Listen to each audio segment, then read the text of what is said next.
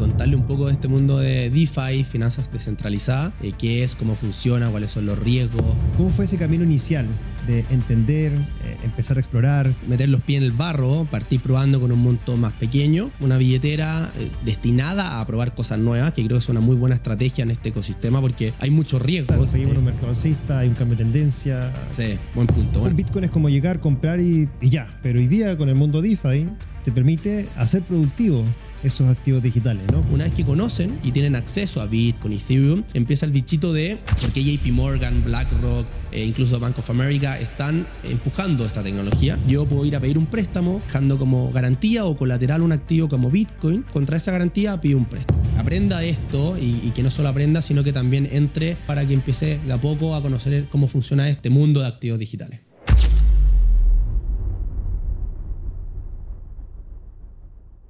Bienvenidos a un nuevo episodio de Finanzas del Futuro, el espacio donde exploramos cómo la innovación financiera está transformando la manera en que vivimos, invertimos y proyectamos el mañana. En el día de hoy tenemos un episodio muy espectacular. Quien estuvo con nosotros fue Carlos Muñoz, quien ha estado trabajando directamente con temas de DeFi o finanzas descentralizadas. Quizás es un tema que por ahí los has escuchado y tienes interés de aprender. Bueno, en este episodio lo estamos explorando, específicamente saber qué es, cómo funciona, cuáles son las principales aplicaciones y cuáles son los riesgos latentes que tienes que entender al momento de entrar en este tipo de aplicaciones dentro del mundo de activos digitales. Así que sin más preámbulos, vamos directamente al episodio. Te hablan de stablecoins y finanzas del futuro, pero tu empresa sigue pagando como en el pasado. Con Koiwe lleva las stablecoins a tus pagos y a tu tesorería fácil y seguro. Entra ahora a koiwe.com. Bueno, como ya escucharon en la introducción, hoy día tenemos un capítulo muy interesante junto a Carlos Muñoz de Arch. Carlos, muchas gracias por aceptar esta invitación. No, gracias a ti, Chris, por estar acá, por invitarme. Yo feliz de participar y contarle un poco de este mundo de DeFi, finanzas descentralizadas, y hablar un poco más en detalle para que la gente conozca bien qué es, cómo funciona, cuáles son los riesgos y las cosas interesantes que se pueden hacer. Excelente. Oye, para partir primero, siempre me gusta preguntarle a mis invitados qué impacto ha tenido o cómo se involucraron con este tema de activos digitales, tanto desde un punto de vista personal como profesional. ¿Cómo fue tu caso? Buenísimo, perfecto. Yo el 2017 partí con este mundo cripto, tuve mi primer activo digital, Ethereum, en ese tiempo, más que nada porque otra gente lo estaba comprando, pero empecé a entender un poco el activo antes de invertir y me llamó un poco la atención y después bastante y lo sigo desde esa fecha. Después profesionalmente seguí mi camino tradicional, trabajé en consultoría de estrategia, después en el mundo inmobiliario, hasta que Nico y Chris, que son los fundadores de Arch, me invitan a participar de este proyecto. Y Arch es una empresa de desarrollo de productos de inversión, un asset manager 100% enfocado en activos digitales que usan esta tecnología DeFi o finanzas descentralizadas para armar estrategias de inversión. Y por supuesto que acompañamos a los clientes en ese camino también, no solo armamos los productos. Excelente. A mí el mundo de las finanzas descentralizadas, DeFi, me apasiona mucho porque en verdad es algo que cuando lo encontré y lo empecé a utilizar me llamó mucho la atención y es donde los principales temas yo he visto que, al menos desde mi lado inversionista, ha venido creciendo y evolucionando dentro de este mundo de activos digitales. Así que la idea es que podamos explorar y transmitirle a quienes nos escuchan y a quienes nos ven, ¿cierto?, todo este conocimiento y toda esta experiencia, por supuesto las cosas buenas como también las cosas malas, de lo que es directamente trabajar en este mundo de finanzas descentralizadas o este ecosistema. Antes de entrar ahí, ¿cómo fue ese primer proceso tuyo de comprar Ethereum en el 2017? ¿Cómo te instruiste? ¿Cuánto tiempo pasó entre que aprendiste y tomaste ese primer paso de querer comprar? ¿Dónde lo hiciste? ¿En qué plataforma utilizaste? ¿Cómo fue ese proceso? Perfecto. Esto fue principalmente porque un amigo, un conocido, estaba en Estados Unidos y se estaba hablando mucho de Ethereum post-2015, que partió, 2017 habían pasado un par de años. Y ahí dijeron, oye, tenéis que invertir en esto, no sabía mucho por qué.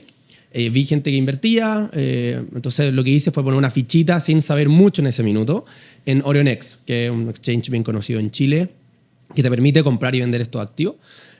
Ahí compré me empezó a ir bien y ahí dije, ya, tengo que entender bien lo que estoy metiendo mi dinero. No era un monto muy grande, pero sí para mí importante en ese minuto. Y ahí empecé a entender un poco qué es esto de los contratos inteligentes, cuál es la diferencia de Ethereum con Bitcoin.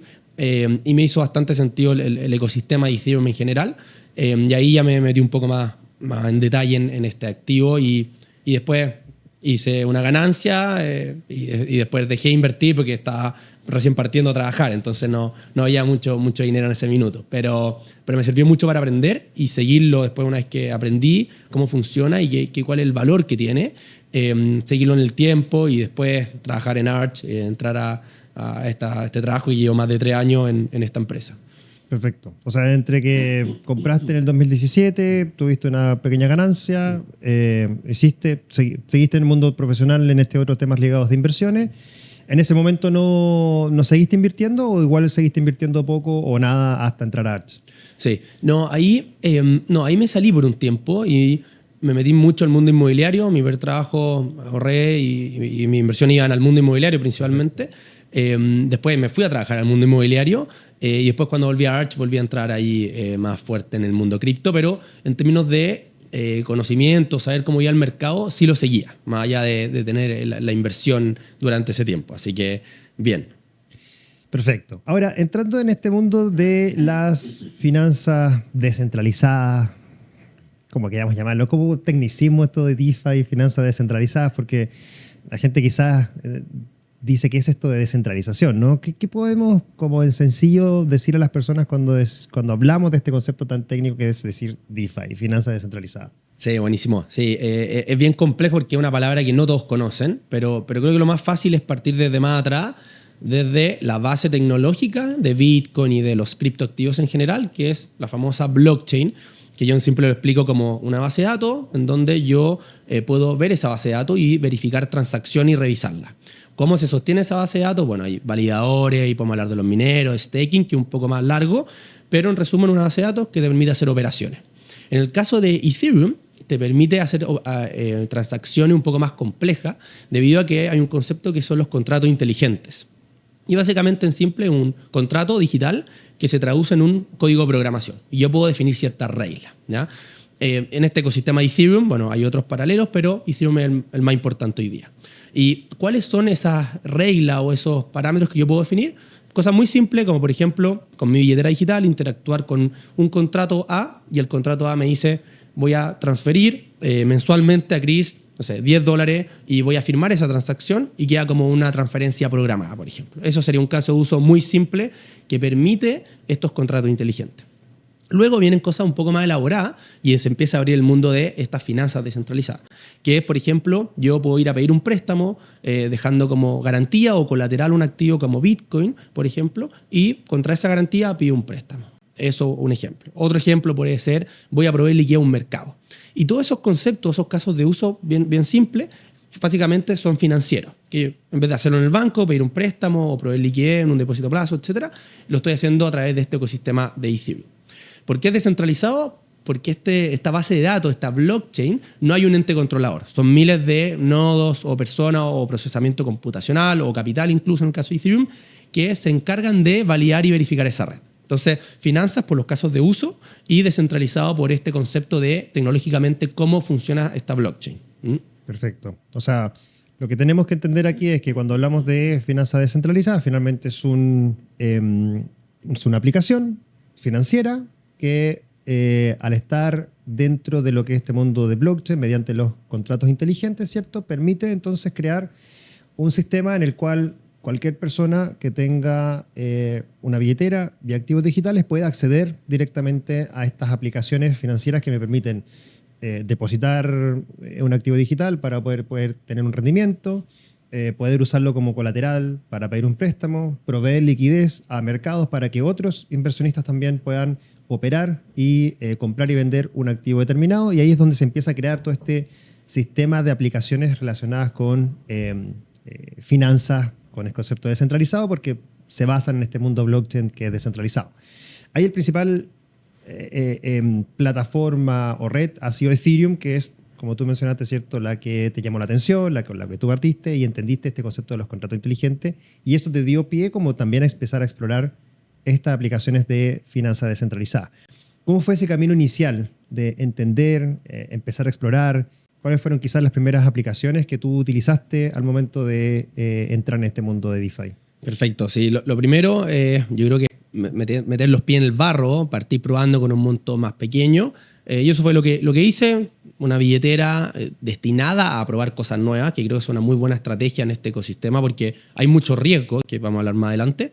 Y con esa billetera, con pocos dólares, ir a probar a los exchanges más grandes o dApps más grandes, que son estas aplicaciones como Aave, Uniswap, que podemos hablar más en detalle, y ahí ir probando con montos pequeños, pedir un crédito o ser proveedor de liquidez de ese crédito, o proveer liquidez a un mercado, o incluso a derivados financieros como los perpetuals, que esos son ya un poco más complejos, pero creo que la mejor forma es partir con un monto en un exchange o una aplicación descentralizada más conocida, más simple de usar, que en lo práctico, si tú lo ves, es una aplicación tal como las aplicaciones de celular, que en vez de iniciar sesión con Google o con o con mi correo, voy e inicio sesión con mi billetera, en donde puedo tener mis activos, que son principalmente activos digitales, ¿ya?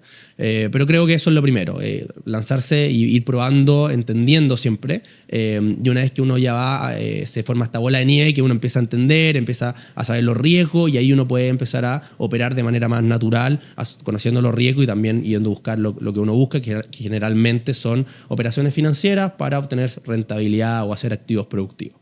Perfecto. O sea, primero, considerar de que lo que estamos hablando necesitamos de una billetera digital, ¿no? Esto ya lo exploramos en otro episodio de Finanzas del Futuro, donde hablamos específicamente de custodia y entendimos cómo funciona este mundo de los activos digitales y su custodia. Entonces, para todo aquel que está escuchando, que está viéndonos, oye, tengo que tener una billetera para poder explorar este mundo de activos digitales. Es decir, tengo que ser autocustodio de mis activos digitales para entrar en este mundo de finanzas descentralizadas. Paso 1, entonces, saber y conocer y entender cómo manejar billeteras autocustodiales para entrar en el mundo DeFi. Luego de eso, si nosotros quisiéramos explorar el tipo de inversionista que idealmente, por el lado por lo que están haciendo ustedes en Arch, están viendo que se están involucrando, ¿cómo es ese perfil? ¿Quién está explorando este mundo DeFi? ¿Qué tipo de características tiene este inversionista? O también, ¿a quién tú sugerirías también explorar este mundo DeFi? Perfecto. Lo que nosotros vemos principalmente es que hay distintos segmentos de personas o tipos de personas. Está la persona que ya lleva en cripto mucho tiempo, lo conoce muy bien, conoce cómo funcionan las aplicaciones descentralizadas, DeFi en general, y ellos sin duda van directo a estos activos y los prueban o a estas aplicaciones y tienen exposición constante en esos activos. Pero todavía sigue siendo un poco complejo operar en estos productos, estar encima del producto, porque no es llegar y poner una posición de liquidez, hay que estar encima. Y hay gente que va directo. Pero también hay gente que conoce de cripto que prefiere que alguien lo ayude, y ahí entramos nosotros con estas operaciones. Pero siempre la base es conocer bien el activo. Creo que nosotros no vemos muchos clientes que no sepan nada de cripto y se vayan directo a hacer operaciones DeFi, porque es algo más complejo, hay riesgo, hay que saber hacerlo. Entonces lo primero es saber, después que conocer el activo, después que uno lo conoce, ya empieza a enterarse o a estudiar un poco más esto y empieza a entrar, ¿ya? Y esto nos pasa también con los individuos de altos patrimonios que atendemos, family office incluso, que la primera barrera es como más conceptual, de educación, de entender cuál es el valor de estos activos y por qué funcionan. Una vez que conocen y tienen acceso a Bitcoin, Ethereum y empiezan a entender cómo funcionan, empieza el bichito de, oye, ¿por qué JP Morgan, BlackRock, incluso Bank of America están empujando esta tecnología? Y se dan cuenta de que pueden hacer estas operaciones financieras 24/7, que hay oportunidades, que puedo proveer liquidez, puedo ser parte de mercados financieros tradicionales, pero en este mundo DeFi, ¿ya? Y ahí empiezan a querer dar el segundo paso, que es de acceso a un producto más elaborado o a estrategias más elaboradas, como las que hablábamos de ir a pedir un préstamo para no liquidar mi activo y obtener liquidez, o participar de esos préstamos prestando yo mi activo, siempre en préstamos colateralizados, o ir a proveer liquidez, o incluso a derivados financieros como los perpetuals o las tradicionales opciones. Entonces, en resumen, primero, el cliente viene por acceso una vez que entiende el producto, accede a ese producto, y luego el siguiente paso es como la segunda derivada, ir a estos productos más complejos y que son productos tradicionales, pero en este mundo DeFi, ¿cierto? Oye, mencionaste algo bien interesante y es que cuando estos family office o grandes inversionistas, ustedes van y les explican cómo funciona y cómo se opera en este mundo de DeFi, lo comparan con lo que, bueno, yo ya tengo un portafolio, tengo acceso a tal y estos activos y estas plataformas, ¿por qué utilizar Arch y este tipo de aplicaciones descentralizadas me va a ser beneficioso a mí? ¿Dónde está ese gatillante que dicen, esto está interesante, exploremos? ¿Dónde está ese punto donde ellos se dan cuenta y dicen, sí, efectivamente este mundo tiene algo de beneficioso para explorar? Totalmente. Creo que estos procesos de venta al final que tenemos con los family office, principalmente o instituciones, son largos. Sí. Porque son personas que se dedican o instituciones a invertir y no van a invertir en nada que no entiendan muy bien. Entonces, nuestro proceso es de educación, talleres de 2 horas, personas preguntándonos de todo. Y ese proceso es súper importante, explicar el activo. Y ahí cuando lo entienden, ok, Bitcoin, qué busca hacer, cómo funciona, después Ethereum, ok, se le abren los ojos, empiezan a entender un poco que todo el mercado tradicional financiero tiene una estructura muy antigua, tecnológica, y Ethereum o un equivalente te soluciona un poco eso y te da acceso a tener una tecnología que opera 24/7, que te permite mercado abierto, o sea, cualquiera puede operar, te permite obtener liquidez, pedir préstamos, y empieza a entender que si bien hoy día el mercado DeFi y cripto principalmente son activos digitales nativos, ya está empezando a haber activos tokenizados, los dólares, hoy día fondos de deuda privada, de BlackRock, incluso acciones, índices como el S&P 500. Entonces, el día de mañana no solamente, y eso está pasando, hoy día voy a poder proveer liquidez o pedir un préstamo contra un activo como Bitcoin, sino que voy a poder hacerlo con real estate, voy a poder hacerlo con un fondo de deuda privada o un fondo privado de antena en Colombia que haga un proyecto de 30 años. Y eso es muy interesante. Y ahí empiezan a saltar y decir, ok, entendamos un poco más esto y empecemos a meter los pies en el barro y parten con acceso a Bitcoin y Ethereum, que es lo principal, y después buscan tener acceso a estrategias que sean proveedores de liquidez o vayan a pedir un préstamo o incluso derivados más financieros como los que hablamos recién, perpetuals o opciones. Perfecto. O sea, cuando ya visualizan de que en términos sencillos, la infraestructura por la cual corren estos activos digitales se dan cuenta que es global, que es 24/7, que es fácilmente accesible y que es líquida sobre todo, y lo comparan con este mundo tradicional donde hay limitación horaria, no es una infraestructura global, me refiero, es global pero no es rápida, ¿no? O sea, yo puedo mandar dinero por banco de un país a otro, pero demora un par de días. No puedo ir a comprar una acción de la bolsa de Japón ahora, ¿no? Porque primero está cerrada y segundo es cómo lo hago. O sea, tendría que tener un corredor en Japón y mandarle dinero para que me compre la acción en Japón. O sea, no es algo tan fácil si alguien quiere empezar a tener o empezar a gestionar un portafolio más global, ¿no? Cuando hablamos de global ya hablamos de estos tipos de activos y su oferta que existe. Y ahí es donde estos conceptos de acciones tokenizadas, fondos tokenizados, empieza a surgir entonces el interés de estos family office inversionistas, decir, o sea, puedo poner dinero hoy día en un fondo privado de BlackRock, en una deuda privada, puedo comprar bienes raíces en España, en Inglaterra, y armar mi portafolio con eso. Interesante, ahí. Claro, y creo que hay algo muy importante porque creo que lo de fraccionar, por ejemplo, propiedades, está muy de moda, ¿cierto? Pero fraccionar la liquidez, creo que todavía ahí el mundo tradicional lo puede solucionar, sobre todo a los altos patrimonios. Pero el gran valor se da cuando puedo tomar un activo y lo puedo hacer productivo. Entonces, por ejemplo, la acción de Nvidia, yo la puedo tomar y puedo proveer liquidez a un mercado de Nvidia contra la acción de Apple. Y yo tengo esas 2 acciones, voy a proveer liquidez y voy a generar ingresos por las transacciones que hace cualquier individuo en ese mercado. Y esas transacciones me generan un ingreso y yo puedo tener el par Nvidia-Apple, pero con un rendimiento anual de, no sé, más 8, más 10%. Entonces, eso empieza a ser muy atractivo, ¿ya? Más allá que el fraccionamiento, la liquidez, que eso hoy día uno puede fraccionar una propiedad con una CPA, uno puede obtener liquidez en el mundo más altos patrimonios contra activos, pero el de hacer los activos productivos es algo que es muy interesante. Y ahí ese punto es bien, como tú dices, es interesante, porque finalmente hay muchos no sé si llamarle detractores hoy día de los activos digitales, pero la mayoría dice, bueno, ¿cuál es el beneficio económico de un activo digital? Ya compró Bitcoin y no es un activo productivo, ¿no? Como invertir en una acción de una empresa, como tú dijiste, no sé, Nvidia, tiene flujos de caja, tiene proyecciones de venta, etcétera, ¿no? Un Bitcoin es como llegar, comprar y ya. Pero hoy día con el mundo DeFi te permite hacer productivos esos activos digitales, ¿no? ¿Cómo funciona eso de hacerlos productivos? ¿Qué beneficios te da el hacerlos productivos? Totalmente. Hay varias alternativas y varios como casos de uso en DeFi, y creo que el primero tiene que ver con préstamos, con préstamos básicamente, en donde yo puedo hacer las dos puntas. Primero, la punta tradicional de yo ir a pedir prestado, y tal como yo pido un crédito hipotecario y dejo en garantía la propiedad, aquí tengo que dejar un activo de garantía que se llama el colateral, que puede ser algo así como Bitcoin, ¿ya? Y si, por ejemplo, dejo $100 de Bitcoin o Grab Bitcoin o el activo que sea, voy a poder obtener máximo en promedio un 80% de préstamo de ese colateral, y lo puedo sacar en dólares. Entonces eso me permite obtener liquidez de un activo que yo no he vendido porque lo está custodiando otra persona que es este contrato inteligente, pero sigue siendo mío. Entonces, en la práctica, si estoy, no sé, a largo plazo en Bitcoin o el activo que sea de colateral, que puede ser mi inmueble incluso, puedo sacar liquidez, ¿ya? Y ese caso de uso es bien interesante porque la liquidez puede ser para un pasivo que tengo, alguna obligación, o bien hay gente que lo puede usar para apalancarse, ¿cierto? Y pasar de tener 100 unidades de Bitcoin o $100 en Bitcoin a 180 Bitcoin.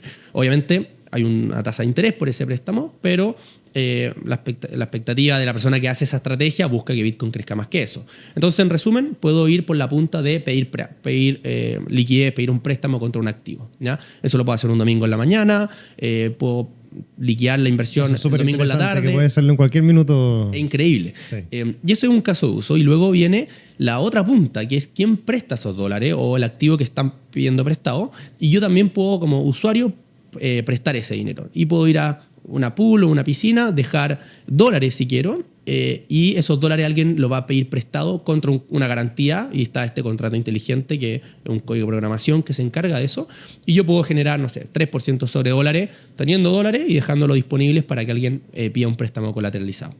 Entonces, ahí estoy haciendo productivo mi activo, ¿ya?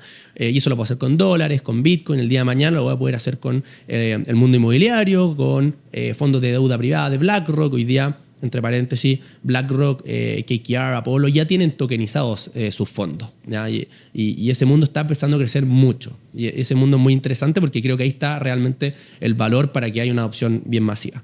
Entonces, ese sería un caso de uso. Y el segundo tiene que ver con proveer liquidez. Tú puedes, hoy día hay aplicaciones como Uniswap, que yo puedo ir con mi billetera y comprar, dejar dólares y sacar Bitcoin o Grab Bitcoin o Ethereum, en simple. Yo puedo, además de hacer esa transacción en esa aplicación, puedo ir y proveer liquidez, por ejemplo, de Ethereum con dólares, ¿ya? Y con mi billetera puedo ir a dejar Ethereum y puedo sacar dólares, o al revés, y hay un fee de transacción. Pero también puedo ser parte de la otra punta a la que genera este mercado y puedo dejar Grab Ethereum o Ethereum y dólares. ¿Y qué pasa? Tengo mi posición en esos dos activos, pero además estoy generando ingresos por las transacciones que se generan ahí. Y eso también es hacer el activo productivo. Y obviamente hay muchos riesgos que hay que tener súper claro, pero esa es una estrategia que se puede hacer, ¿ya? Y después están los otros tipos de derivados financieros que yo no encuentro más peligrosos, pero están las tradicionales opciones que sirven para hacer cobertura, no sé, empresas que producen azúcar, petróleo, usan este tipo de estrategias para cubrirse la variación de precio. Bueno, pues también se pueden hacer en el mundo cripto, y están los perpetuals que yo puedo irme largo, corto, puedo apalancarme, que creo que ahí es más complejo y es más riesgoso también, hay que conocerlo muy bien. Pero hay varias alternativas, estas tres como grandes, que es préstamos, proveer liquidez y ya irse a los derivados financieros, que puedo hacer productivo mi activo. Perfecto. Muy clara la explicación. Ahora, cuando queremos ir hacia el desarrollo que ha tenido Arch en este mundo de DeFi, y específicamente lo que están haciendo hoy día, ¿cómo toman todo lo que ya está desarrollándose en el mercado para encontrar una oportunidad desde Chile, ¿cierto?, de crear una infraestructura para poder desarrollar un producto, un servicio para que inversionistas de diversas partes del mundo hoy día también puedan acceder a los servicios que tienen ustedes? Porque hay me imagino, una exploración, un entender el funcionamiento de todas estas aplicaciones, el qué tipo de aplicaciones yo puedo usar como Arch, cómo puedo beneficiar a mis usuarios, ¿cierto? A mis inversionistas de la infraestructura que yo tengo y sobre todo beneficiar de todo este mundo de las finanzas descentralizadas que sin ir a lo técnico y a lo complejo le permiten entonces acceder a toda esta infraestructura que está hoy día presente y que permite todos estos beneficios que ya estamos hablando. Perfecto. Sí, ahí creo que es importante. Nosotros lo que hacemos es desarrollar productos de inversión y esos productos de inversión varían mucho. Hay algunos que son simplemente acceso, como carteras administradas, que se van rebalanceando, te dan acceso a Bitcoin, Ethereum y algunos activos que damos oportunidades. Después tenemos otros productos que son acceso a partes de este mundo cripto, solamente, por ejemplo, a dólares o solamente a una rama de estas empresas o a estas aplicaciones, tipo de S&P 500 cripto. Entonces, primero acceso como general, diversificado, después acceso puntual y después empezamos a tener más estrategias un poco más elaboradas, que es, por ejemplo, cómo a Bitcoin puedo generar un mayor rendimiento proveyendo liquidez con un activo que sigue a Bitcoin, como Wrapped Bitcoin o con Ethereum, siendo validador, haciendo este famoso staking que podemos hablarlo más adelante. Entonces, tenemos distintas estrategias para distintos tipos de clientes. Y ahí va a depender obviamente del nivel del cliente en términos de conocimiento, primero, para que conozca cómo funciona, los riesgos y, por supuesto, el riesgo que quiere asumir para esa estrategia.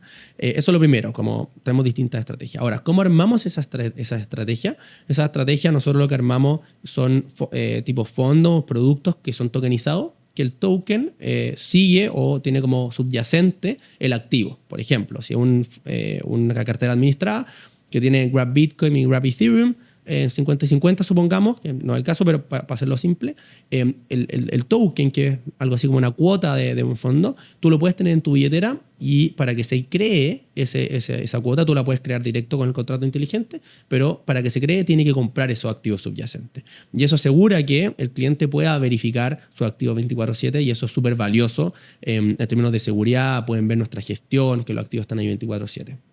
Y luego empezamos a agregar estrategias un poco más complejas, como te decía, oye, vamos a proveer liquidez a un pool de dólares con dólares. ¿Dónde hacemos eso? Bueno, hay muchas redes y lo que hacemos nosotros es estudiar todas esas redes, cuáles son las con mayor volumen, cuáles tienen efectivamente un buen volumen transado para que hayan ingresos por transacciones. Nos hacemos cargos de riesgos como el impermanent loss, que podemos hablar bien qué significa eso, pero cómo posicionan los activos, en qué precio. Entonces hay todo un estudio más activo en las estrategias más complejas porque hay harto pega que hacer por detrás porque hay riesgo efectivamente. Entonces, tenemos desde estrategias más pasivas a estrategias más activas en donde nosotros tenemos una participación mucho más activa que tenemos que estar estudiando, revisando los activos, mapeando, clasificando, filtrando, etc. ¿Ya? Perfecto.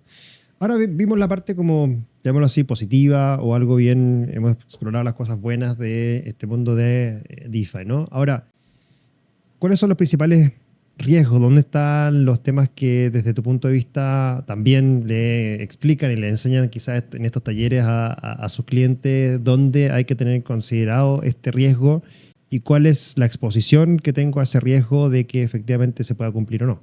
Totalmente. Creo que hay como 3 grandes riesgos. El primero tiene que ver con estos contratos inteligentes, que el contrato inteligente es un código de programación que recibe parámetros y esos parámetros te entregan un output, ¿cierto? Input-output. Ahora, ese contrato, si no está bien creado o bien gestionado, pueden haber ciertos problemas, ciertos bugs o alguna ineficiencia que puede hacer que hackeen ese contrato y tus fondos estén en riesgo. Entonces, creo que eso es lo primero. Y ahí es importante que hoy día hay empresas que auditan los contratos, ¿ya? Y eso es como el primer filtro, que el contrato esté auditado, que sea una empresa más conocida, pero es el primer riesgo, más tecnológico de creación del contrato, que en simple es creación de la aplicación, que la aplicación tenga alguna vulnerabilidad tecnológica. El segundo tiene que ver con el protocolo, la aplicación, el diseño de esta, que el diseño esté hecho de manera que sea muy fácil equivocarse. Por ejemplo, no sé, si alguien va a tomar una palanca y va a tomar un perpetual con una variación de una palanca del 10 con una variación del 1%, te pueden liquear y puedes perder todos tus activos.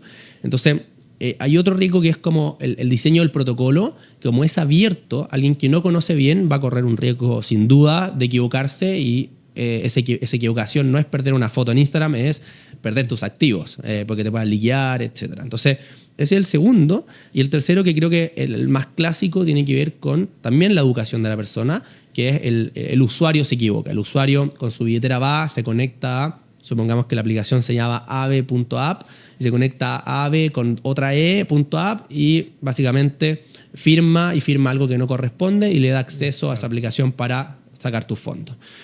O le doy permiso a otra cosa, o perdí mis llaves privadas y no encuentro la billetera. Entonces, esos tres. Primero el código, temas tecnológicos, de alguna vulnerabilidad tecnológica, después del diseño de la aplicación y después del usuario, error tradicional de usuario. Perfecto, o sea, súper clarito y errores que hay que tener en consideración al momento de invertir y exponerse en este mundo de DeFi. Ahora, si pensamos en un inversor que está pensando en entrar hoy día en activos digitales, está empezando a adquirir sus primeros bitcoins, stablecoins también, y empezar a exponerse a este tipo de activos pensando en el futuro, en largo plazo. Y dice, oye, esto me han dicho que yo invierto acá 5 años, 10 años, lo dejo ahí, esto va a rentar mucho y va a tener muy buena exposición y futuro. ¿Cuáles debiesen ser desde el punto de vista de la inversión y lo que ustedes ofrecen como Arch, lo que ese inversionista debiese entender al momento de hacerlo? Y si dentro de esa estrategia, DeFi también puede ser parte de una herramienta para poder invertir y, como estábamos hablando recién, sacarle provecho a esos activos digitales en los que quiere invertir. Perfecto. Yo creo que lo primero, como en cualquier inversión, sea cual sea, tiene que entender bien el activo. Eso es lo primero, y eso significa entender qué activo es, cuáles sí, cuáles no, cuál es el valor de Bitcoin, por ejemplo, cuál es la tesis de inversión de Bitcoin, hacia dónde va, qué busca. Y lo mismo para Ethereum o para cualquier activo en simple. Y una vez que lo entiende, va a tener claro los riesgos y va a tener claro el upside y hacia dónde va, ¿ya? Y es más fácil monitorear, oye, vamos en el camino correcto, en el caso, no sé, de DeFi con la regulación, o en el caso de las stablecoins con la regulación, con la ley Genius ahora, por ejemplo. Entonces, lo primero es entender, porque cuando uno entiende el activo, sabe qué riesgos asume y qué upside o qué retorno busca, claro. Y creo que eso es como el primer paso, y luego eso se cruza cuando uno ya conoce bien con el perfil de riesgo. Cualquier persona tiene un perfil de riesgo, hay algunos más conservadores que, sin duda, este mundo que es volátil todavía y sigue siendo emergente, no es para ellos, ¿ya? Y esos son los más conservadores y creo que está perfecto. Y nos llegan clientes, oye, quiero comprar un terreno en 3 meses, no sé dónde dejar la plata. Es como, no puedes tenerla en Bitcoin, como no sabemos qué va a pasar mañana con Bitcoin en términos de volatilidad. Entonces, creo que el perfil de riesgo también es súper importante. Y cuando uno ya conoce y tiene un perfil de riesgo adecuado, ya puede empezar a acceder, y creo que hay un camino, hay como un viaje, que es un poco lo que comentábamos antes, que primero acceso, entrar, oye, invertir un monto primero pequeño, entender, y cuando uno invierte está más obligado a estar encima, ¿ok? ¿Qué está pasando con Bitcoin? ¿Qué drivers lo mueve la liquidez, lo mueve el ámbito regulatorio, geopolítico, etcétera? Y lo mismo con Ethereum, ¿ya? Y una vez que ya tiene acceso, después empieza a entenderlo mejor, entiende cómo se mueve en función de qué drivers, y empieza naturalmente la segunda derivada de, oye, ok, hagamos productivo este activo, vamos a proveer liquidez a un mercado, partamos con un 10% del 100% de la inversión para entender también cómo se mueve, cómo funciona, cómo se comporta. Y creo que ese camino es súper importante. Entonces, primero conocimiento, después cruzar cuando ya conozco bien el activo, cruzarlo con mi perfil de riesgo y partir de menos a más en términos de qué producto de inversión es. Producto de acceso y luego productos más elaborados. Perfecto. O sea, clarísimo, y como un camino para entender al momento de querer exponerse, empezar a entender, ¿cierto?, la inversión de activos digitales, y cómo también DeFi puede empezar a ser parte de esa estrategia de inversión. En el lado ahora de sus clientes, estos son clientes que por lo general son inversionistas de largo plazo, son de corto plazo. ¿Qué tipo de estrategias son las que le sugieren a sus clientes hoy día en Arch? Perfecto. La verdad es que tenemos de todo, pero va a depender mucho del cliente, y de todo tenemos desde clientes que buscan un poco más de trading, de comprar y ganar al mercado en el día a día, pero nuestra tesis de inversión es más a largo plazo. Obviamente hay que tener una gestión activa de rebalancear cada cierto tiempo, si hay escenario de liquidez global, si hay una guerra, etcétera. Por supuesto que hay que hacer una gestión, pero nuestra tesis de inversión es más a largo plazo. Y creo que eso se alinea, en el mundo más retail es más mezclado, ¿cierto? Pero se alinea con, mientras mayor sea el patrimonio, la tesis de inversión suele ser a mayor plazo, ¿ya? Y eso se alinea con estos tipos de clientes. Y ahí buscan invertir a 10, 20, 30 años. Y eso tiene que ver con que están acostumbrados a eso. Cuando un family office va y invierte en un proyecto de infraestructura, no sé, antena en Colombia, un proyecto que dura 20 años. Entonces, saben que esperar generalmente para activos es una buena estrategia. Entonces, nosotros estamos alineados con esa estrategia y nos permite también ir atacando el mercado de mejor manera, aplicando esta estrategia DeFi, rebalanceando si es necesario ante algún evento de, no sé, baja de tasas de interés o mayor liquidez global en el mundo, o incluso algún evento geopolítico, que es algo que está pasando recurrentemente. Sí. Oye, está bueno lo que también me acordaba ahora cuando estabas mencionando eso, el newsletter que están sacando, que es Pulse, que es muy bueno porque te permite o te facilita el entender qué es lo que está pasando hoy día, cuáles son los escenarios, cuáles son las distintas proyecciones que pueden haber, si estamos todavía en un mercado alcista o no, hay un cambio de tendencia. Creo que eso también es una fuente bastante interesante de información, bien resumida, bien acotada y bien editada, creo yo, para que cualquiera pueda tomar una decisión. ¿Cómo ha sido la recepción de los clientes al ver esta información que yo encuentro que, sí, por lo menos para mí, es súper valiosa? Totalmente. Algo que nos pasó es que el valor que nosotros entregamos a nuestros clientes eran los productos y el acompañamiento, claro, ¿cierto? Y pasó que había gente que empezó a valorar mucho el contenido que generábamos. Oye, ¿qué está pasando con esto? Y tenían sus propios activos, tenían, no sé, Bitcoin en sus propias billeteras, que está perfecto. Pero sí le interesaba nuestra visión de mercado y vimos que había una oportunidad de entregar valor a estas personas que no son nuestros clientes, ¿ya? Y generamos este producto que es una newsletter, una suscripción que tiene suscripción gratuita y pagada, en donde entregamos información de mercado y desde noticias, insights, a un dashboard con indicadores súper claros, macroeconómicos y tanto cripto, que nosotros buscamos que nos dé direcciones de mercado en el mediano plazo y sobre todo topes de ciclo en el ya más largo plazo, ¿ya? Y eso, la verdad, ha tenido muy buena recepción. A la gente le gusta bastante saber qué está pasando de alguien local, chileno, que nos puede preguntar, etc. Así que muy bien en ese sentido, y la idea es que ese producto siga ahí creciendo por ese lado.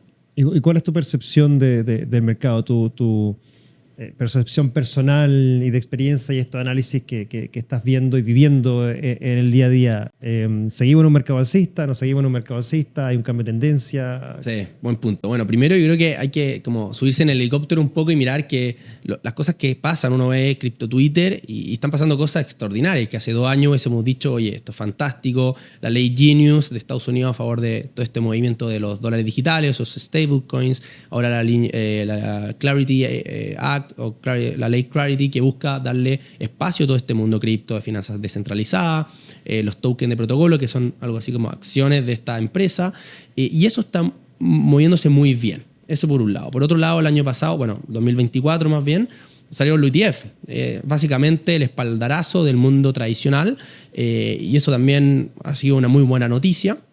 Sumado a que el mundo tradicional, más allá del ETF, JP Morgan, BlackRock, incluso ahora Bank of America, recomiendan tener activos digitales en una pequeña proporción. Entonces, todas esas noticias, conceptualmente, independiente del precio, creo que es un escenario que es increíble.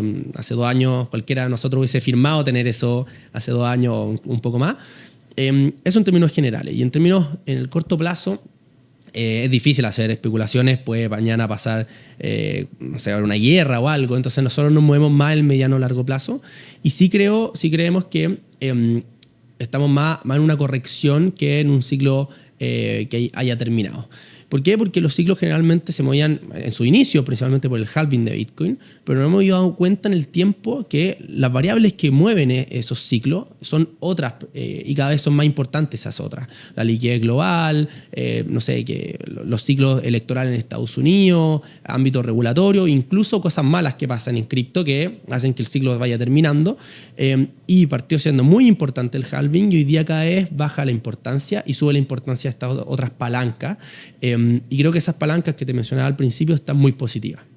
Ahora, si vemos el ámbito macroeconómico, creemos que lo que se viene el año debería empezar a ser un buen año, un mejor año, esperemos, y eso creemos que debería ser un buen escenario para cripto. O sea, nosotros esperamos un buen 2026 y que todavía el ciclo no haya terminado, ¿no? ¿Cambian algo las perspectivas con respecto a la contingencia que está pasando hoy día? Partimos el año 2026 de manera muy movida con esta interrupción de Estados Unidos en Venezuela, que nadie se lo esperaba, así como tan rápido, ¿no? O sea, o tan imprevisto. Y llevarse a Nicolás Maduro un día para otro y enjuiciarlo, bueno, partir su juicio, pero... Sí.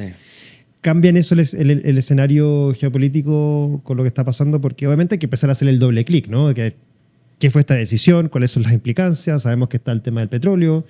Venezuela tenía acuerdos con China, ¿no? Que obviamente el principal rival hoy día es Estados Unidos, con quienes han tenido ciertos desacuerdos que el año pasado generaron bastante impacto en el mundo cripto con todo este tema de los aranceles primero. O sea, ¿han podido explorar si esta contingencia podría generar algún cambio de rumbo en este escenario? Totalmente. Todo escenario más geopolítico impacta sin duda a los activos de inversión y los activos de riesgo se ven influenciados. Ahora, ¿cuál va a ser el impacto? Es lo que hay que revisar.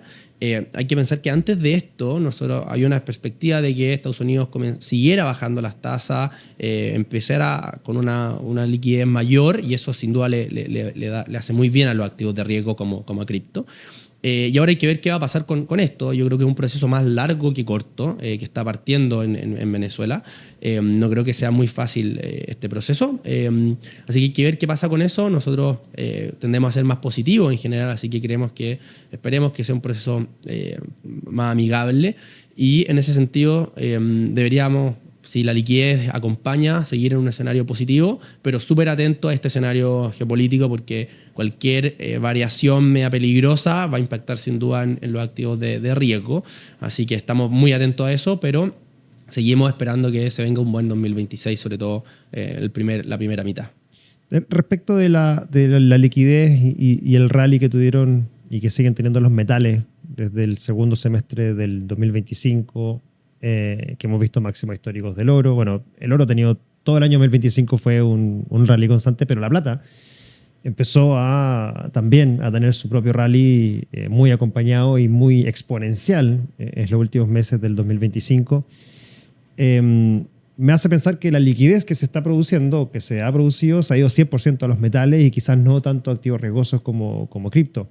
¿Ven ustedes que existe alguna especie de flip en algún minuto, de que quizás estas ganancias que pueden haber de los inversores que entraron en oro y en plata empiece a moverse quizás hacia activos más riesgosos como cripto? Totalmente. Y ahí, si uno va viendo antes de que Estados Unidos empezara a bajar las tasas, la liquidez global venía subiendo baja 2%, un orden súper bajo, y toda esa liquidez se estaba yendo efectivamente a los metales, e incluso, bueno, vemos el S&P en máximo histórico, así que efectivamente la liquidez estaba yendo hacia allá. Ahora, lo que no ha pasado es que se vaya a cripto, sí, que eso era algo que era muy común y ahí hay bastante sorpresa, pero también creo que se está dando primero por el boom de AI, de que se está yendo mucho de eso al S&P 500, y para el caso de los metales también se explica bastante por la incertidumbre. Cuando vemos Medio Oriente, Rusia, Ucrania, ahora con el tema de Venezuela, creo que la gente también busca refugio en los metales, ¿ya? Y eso explica un poco también, creería, por qué se están yendo hacia allá.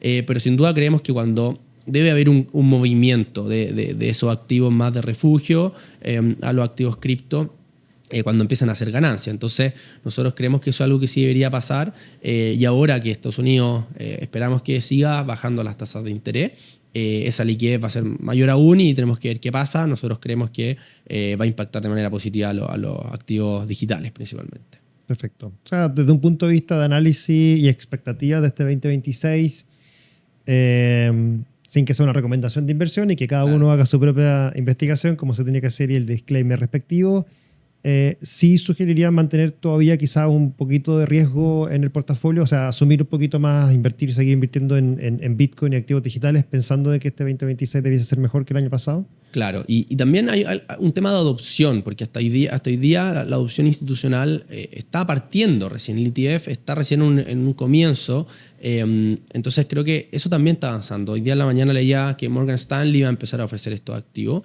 Entonces, instituciones cada vez más grandes están entrando y eso genera una mayor adopción, mayor flujo, que independiente de la liquidez ya ese flujo va a poder tener acceso.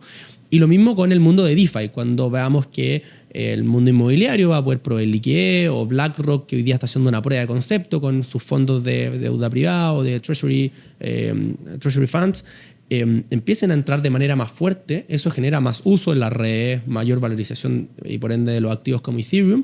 Y eso también creo que es un tema súper importante más allá de la liquidez. Entonces creo que eso también hay que estar atento y nosotros vemos con una visión muy positiva eso también. Perfecto. Muy interesante. Y para terminar esta parte como análisis y visión de lo que va a ser este 2026, de los productos que ofrecen en Arch, porque comentaste que obviamente tienen estos índices, tienen estos portafolios tokenizados, algo así como un BlackRock en el mundo cripto de activos digitales. ¿Cuáles son los fondos que tienen hoy día tokenizados y qué tipo de exposición tienen para más o menos aquellas personas que nos están viendo, nos están escuchando, digan, a lo mejor me sirve utilizar este fondo que quizás es más riesgoso y este otro quizás más corto plazo? ¿Cómo se estructura ahí quizás en esos distintos fondos que tienen de Arch? Sí, primero tenemos las carteras administradas, que son 3 fondos: el producto, la estrategia audaz, la estrategia moderada y la estrategia prudente. La estrategia audaz lo que tiene es algo así como un 50% Ethereum, 30% Bitcoin y el 20% restante en otras criptomonedas como Solana o otros tokens de protocolo como Uniswap, Aave, etc. Y estos 3 productos se van rebalanceando mes a mes según una metodología que nosotros tenemos. Y la diferencia del audaz con el moderado y el prudente es que el moderado tiene una proporción pequeña de dólares, del orden de un 5%, que lo hace obviamente ser menos volátil, y para el caso del prudente ya tiene del orden del 20%, y eso es básicamente para que los clientes puedan tener una palanca según su perfil de riesgo. La segunda categoría tiene que ver con productos que van a un activo específico y buscan generar rendimiento, como por ejemplo sobre dólares, un producto en dólares que da del orden de un 6% anual. ¿Y cómo lo logramos eso? A través de estrategias de préstamo en donde entregamos dólares para que la gente pueda pedir prestado dejando un colateral. Entonces no hay riesgo de préstamo y esos intereses los traspasamos a este producto de inversión, ¿ya? Ese es como el producto menos riesgoso que tenemos porque está denominado en dólares. Y luego ese mismo producto o estrategia la repetimos con Ethereum y con Bitcoin. En el caso de Ethereum, principalmente buscamos del orden de un 3%, que es básicamente el staking, que en simple es ser partícipe de la validación de la red de Ethereum a través de poner capital y la validación de esta blockchain. Y para el caso de Bitcoin, estrategias de préstamos, donde se presta Bitcoin y uno puede generar intereses porque ese Bitcoin lo tome prestado a alguien y tú te llevas esa tasa de interés. Y la tercera tiene que ver con productos sectoriales. Por ejemplo, todas las aplicaciones tipo la de préstamos, que es Aave, la más conocida, o la de compra y venta de activos como Uniswap, y así un listado de empresas. Es un producto que va direccionalmente a esas empresas, tipo de S&P 500, pero del mundo cripto. También hay otro direccional que es solo criptomoneda, y esas terceras categorías más de sectores de esta rama cripto. Y finalmente tenemos estrategias más desarrolladas que, por ejemplo, proveer liquidez de Bitcoin y que busca en un pool de Bitcoin con Ethereum, y eso hace que en promedio tengamos, no sé, Bitcoin más 10%, que obviamente tiene mayores riesgos, pero una estrategia más desarrollada. Y otra estrategia que tenemos ahí que tiene que ver una palanca moderada con Ethereum para escenarios en donde vemos que Ethereum le va a ir bien. Nosotros ese producto, por supuesto que le va muy bien, y una palanca súper moderada, y por ende el riesgo también de liquidación es súper bajo. Entonces, en resumen, tenemos desde cartera administrada a estrategias más complejas que buscan ganarle a los activos tradicionales, que básicamente es el benchmark de cada producto. Perfecto. Y esto lo hacen, ustedes internamente crean estos productos, es decir, me imagino analizan, revisan y van tanto reordenando los respectivos portafolios y también viendo los escenarios para eventualmente, me imagino, explorar nuevos productos, o con los que ya tienen ya están hoy día bien cuéntanos un poquito de qué más se viene también con Arch. Sí, totalmente. Primero tenemos como una metodología bien tradicional de clasificar todos los activos, mapear todos los activos, clasificarlos según sector, tipo, etc. Después de clasificarlos, filtrarlos para entender un mínimo de market cap. No podemos tener algo que tiene un market cap de, no sé, $1 millón, sino que Claro. es Muy volátil además. Es muy volátil y hay mucho riesgo porque como es un mercado abierto, cualquiera puede crear un activo. Claro. Y bueno, lo que pasó con Milei en Argentina ese es un claro ejemplo. Entonces, filtramos según market cap, volumen transado, y con eso ya sacamos toda esa nube que está un poco sucia, ¿cierto?, de activos. Y luego de ahí salen nuestros productos y algunos se van rebalanceando mes a mes según market cap o algunas métricas súper claras, y de esa forma no tenemos que tomar decisiones muy activas, sino que es súper clara la metodología. Eso es como una parte de los productos, como las carteras administradas y estos productos sectoriales. Y después los productos que buscan generar rendimientos sobre Bitcoin, dólar y Ethereum. Ahí lo que hacemos es ir a estudiar protocolos, pools de liquidez. También vemos si la pool tiene, o esta piscina o este mercado tiene suficientemente volumen transado para que no haya un riesgo también. Entonces tenemos esas dos partes. Una que está súper definida y otra que es más de research o investigación, como bastante recurrente, ¿ya? Y sí, a la pregunta de nuevos productos, es algo que estamos constantemente investigando. Primero porque nos gusta mucho y nos sentimos bastante cómodos desarrollando nuevos productos y muchas veces vienen desde el lado del cliente la necesidad o el deseo de tener productos nuevos. Perfecto.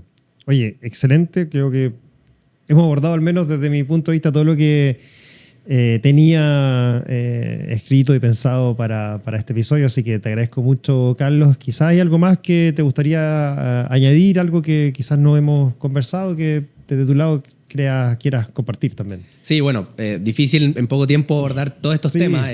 Son temas que nos toman hora hablarlos con los clientes, pero creo que nada, gracias por la invitación, y la invitación a la gente que nos escucha es que aprenda esto y que no solo aprenda, sino que también entre y ponga los pies en el barro para que empiece de a poco a conocer cómo funciona esto y exponer también parte de sus inversiones a este activo o a este mundo de activos digitales.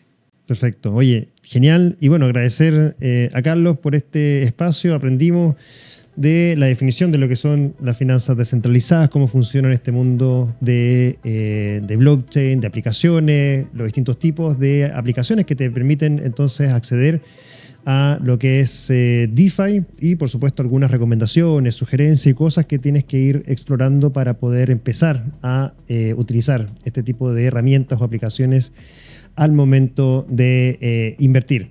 Esto fue Finanzas del Futuro, el podcast donde hablamos sobre activos digitales y las finanzas disruptivas en Chile. Si te quedaste con alguna duda, alguna consulta, déjala en los comentarios que felizmente te vamos a poder responder, obviamente. Y te invitamos también a seguirnos en Spotify y en YouTube para poder seguir este espacio en el canal de Talentópolis en YouTube. Así que nos vemos en un próximo episodio y obviamente estén atentos a lo que se viene más adelante. Muchas gracias.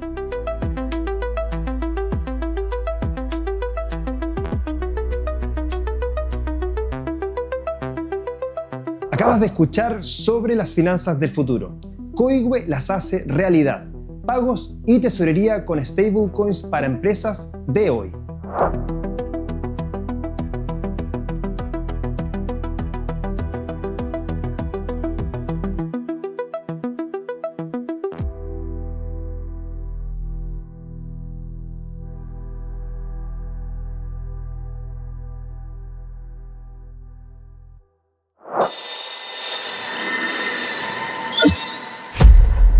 Talentópolis.